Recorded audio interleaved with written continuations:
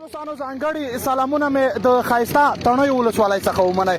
د تڼیو ژڼیو ترڅنګ د ښوونځي تنکي ماشومان او د دې ترڅنګ د خوست له بېلابېلو سیمو څخه ځوانان راغلي دي او له خیره سره د ونو اشر یې پیل کړی دی، خو پیل یې له خیره سره د تڼیو په سیمه کې ترسره شوی دی.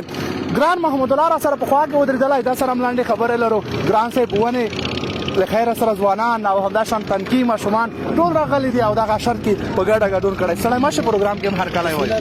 لومړی خو اشنا صاحب ته ډېر هرکلی ډېره مننه. هرکله روسي ډېره زیاته مننه. د دې سره ترڅنګ دومره د خوشحالۍ ورځ ده چې زه خو اظهار کولی نه شم. بلکل د تڼیو ځوانانو په همکارۍ د مالي لګښت حاجي صاحب خیر مواد چې ملي تجارت دی هغې کړی دی. خوستی ځوانانو په ملاتړ چې ټول تاسو وینئ دلته راغلي دي په اشر ډول دی. نیالګي کې نه وي چې تقریبا دا 15 کیلومتره سړک دی د برګي نه تر سورکوټ پورې.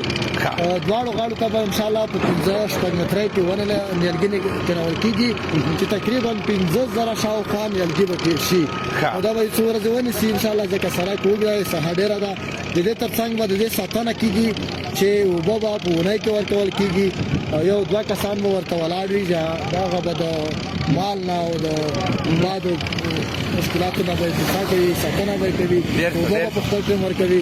انشاءالله تر هغې پورې به پلو چې څو پورې دی هغه په خپله مټ ټاکه شوي نه وي. او بل رښتیا ده ګران صاحب چې وملیدل بل ډېر ښه نیالګي مو په دې پیدا کړي چې هغه چا په خبره چې اوسه نه رسېدلي دي. دا مهمه خبره ده احمد صاحب. دا کې یوه خبره شته چې دغه مالونه ګرځي که فکر دي وي دغه چې ټیټې لنډې ونې وي هغه بیا دوی خوري. د دې دپاره موږ دا جګې ونې چې د نورو نه قیمت دي لږې بیه لوړه ده جګې ونې مو پیدا کړې دغه به بیا کټ کړو داسې چې دته بیا مال نه رسېږي. انشاءالله دا نوره به خوندي وي. او دا چا چې دا کار کړی خدای پاک د ډېر اجرونه ورکړي. او په تاسو غږ کوو چې د نورو ولایتو ترڅنګ باید په نورو سیمو کې هم دا ډول اشر ترسره شي او دا ډول ملي تجاران راپورته شي تر څو د نیالګیو په اشر کې ځانګړې ونډه واخلي. ډېره زیاته مننه ګران صاحب. قربان